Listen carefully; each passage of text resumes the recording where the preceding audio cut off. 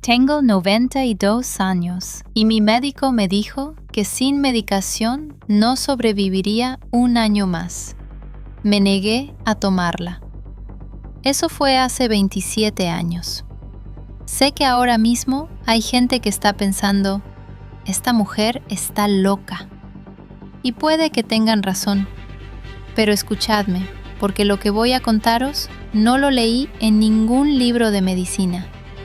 Lo aprendí con mi propio cuerpo, con mis propios errores y con años de preguntar, de insistir y de negarme a aceptar que olvidar el nombre de mis nietos era simplemente cosa de la edad. Tenía 65 años cuando empecé a notar que algo no iba bien. No era una cosa grande, no era un golpe. Era pequeño, silencioso. Entraba a la cocina y no sabía para qué había ido. Buscaba las gafas que tenía puestas. Me quedaba a mitad de una frase sin saber cómo terminarla. Mi marido Antonio, que en paz descanse, me miraba con esa sonrisa suya y decía que era el cansancio. Yo le creía porque quería creerle. Pero pasaron los meses y aquello no mejoró. Empecé a sentirme como si viviera detrás de un cristal. Todo llegaba amortiguado. Las conversaciones, los recuerdos, hasta el sabor de la comida.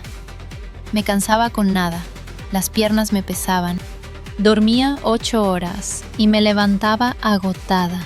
Fui al médico, que era un hombre serio y bueno, no digo lo contrario. Me hizo análisis, me miró los ojos, me preguntó cómo dormía. Y al final me dijo algo que yo tardé años en cuestionar. María, tiene usted la edad que tiene. El cuerpo cambia. Aquí tiene esto para la tensión, esto para el colesterol. Y si sigue así, en 6 meses volvemos a hablar. Me fui a casa con 3 cajas de pastillas y la sensación de que acababan de cerrar una puerta delante de mí. Lo que nadie me explicó entonces y lo que tardé años en descubrir es que había 2 cosas en mi cuerpo que estaban silenciosamente rompiéndose. 2 cosas que no salen en los análisis de rutina si el médico no las pide específicamente. 2 carencias tan comunes en personas mayores de 65 años que deberían analizarse en cada revisión, y sin embargo, casi nunca se hace. Hablo de la vitamina B12 y del magnesio. Os voy a explicar cómo lo entendí yo, que no soy médica ni científica. Soy una mujer de campo, de Extremadura, que crió 4 hijos y enterró a un marido y que aprendió que el cuerpo, cuando algo le falta, no grita, susurra. Y si no sabes escucharlo, ese susurro puede destruirte despacio, sin que te des cuenta.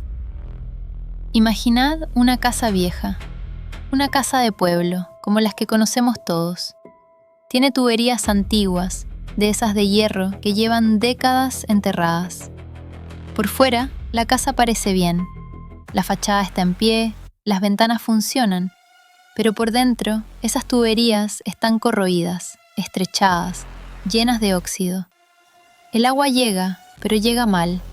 Llega sucia, llega lenta, llega en un hilo, cuando debería llegar con fuerza. Así es como yo entendí lo que le pasaba a mi cerebro. No se estaba muriendo de golpe, se estaba quedando sin riego, sin los materiales que necesita para repararse, para comunicarse, para funcionar. La vitamina B12 es, entre otras cosas, la que ayuda a construir y mantener la cubierta que protege los nervios. Esa cubierta se llama mielina, pero a mí me da igual el nombre técnico. Lo que importa es lo que pasa cuando falta.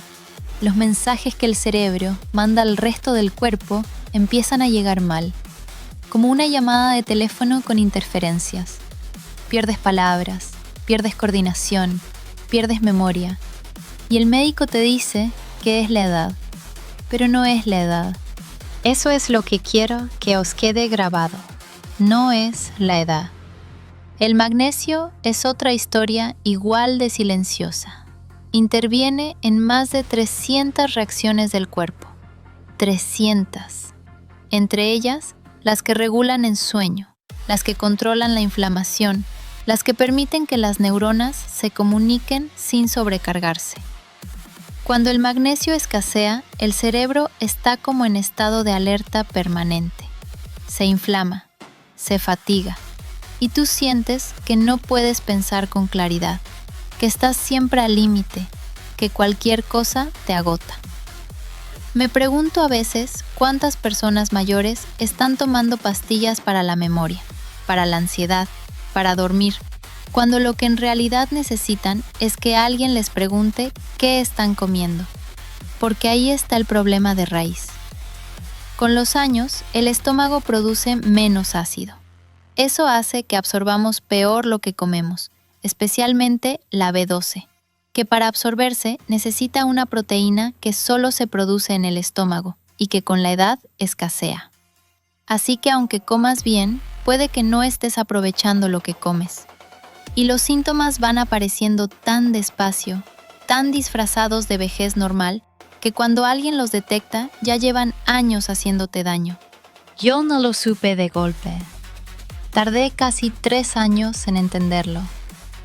Tuve que cambiar de médico, tuve que leer mucho, tuve que hablar con una nutricionista que me escuchó, cuando los demás ya me habían puesto en la categoría de señora mayor con manías. Y cuando por fin me hicieron los análisis completos, los niveles de B12 estaban por los suelos. El magnesio, igual. La nutricionista me dijo algo que no olvido. María, sus síntomas no son un misterio. Son la consecuencia lógica de lo que tiene en sangre. El problema es que nadie miraba ahí.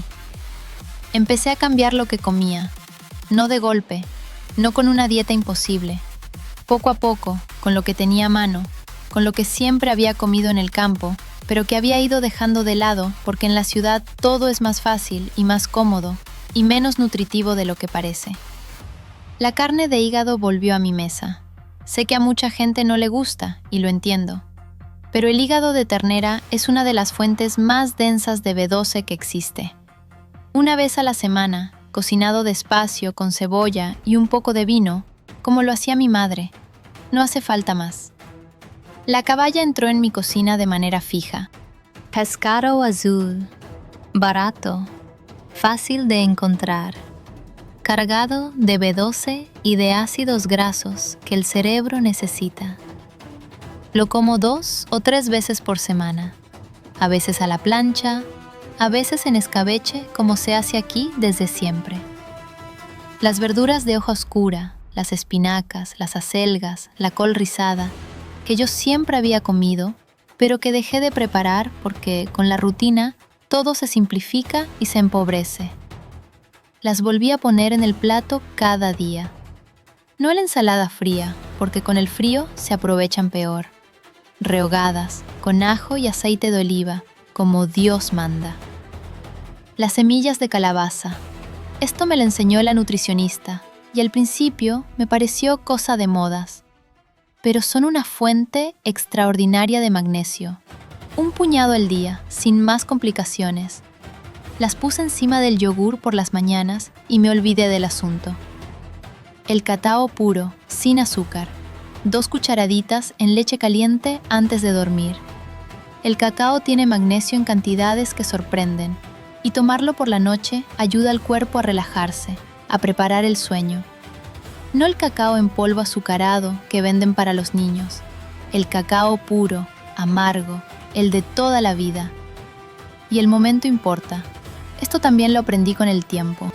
El hígado y el pescado los como a mediodía, que es cuando el cuerpo aprovecha mejor las proteínas y los nutrientes.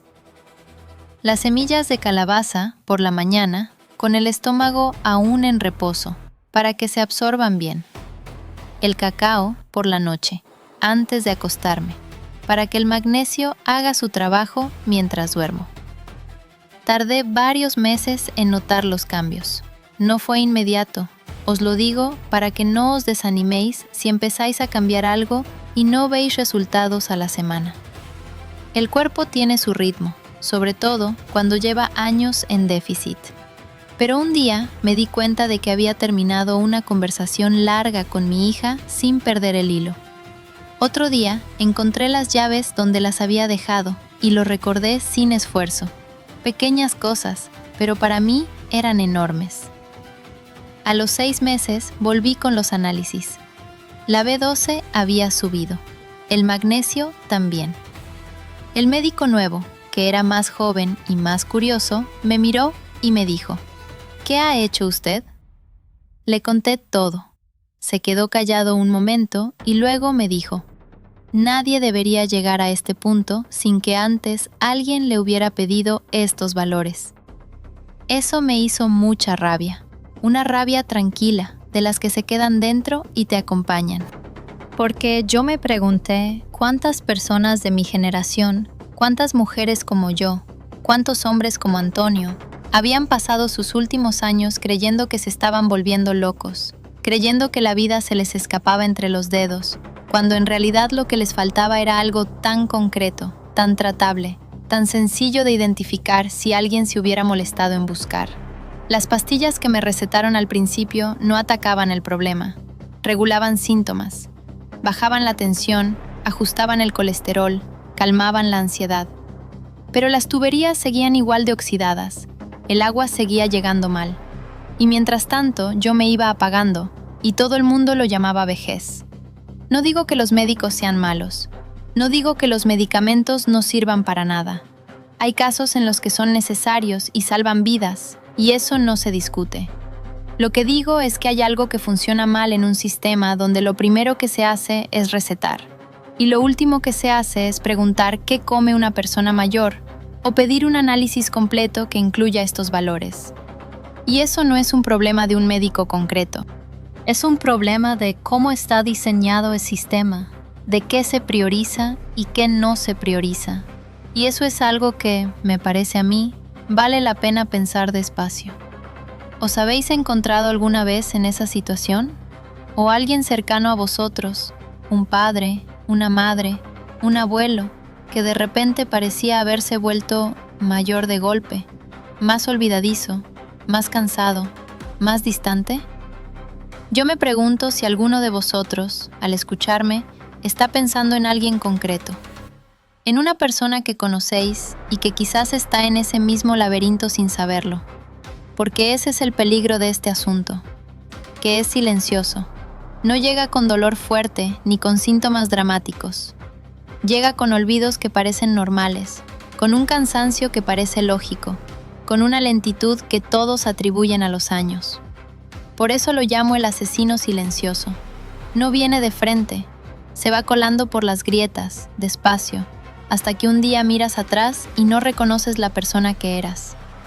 Y lo que más me duele, lo que más me cuesta aceptar incluso ahora, es que la información existe.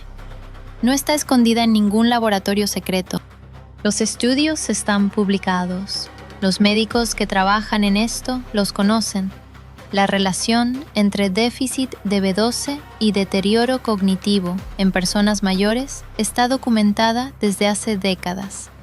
Pero no llega a la consulta de atención primaria, no llega a las revisiones de rutina, no llega a tiempo.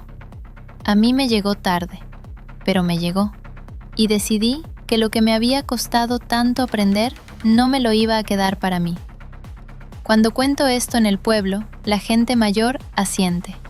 Muchos me dicen que reconocen los síntomas, en ellos mismos o en alguien de su familia.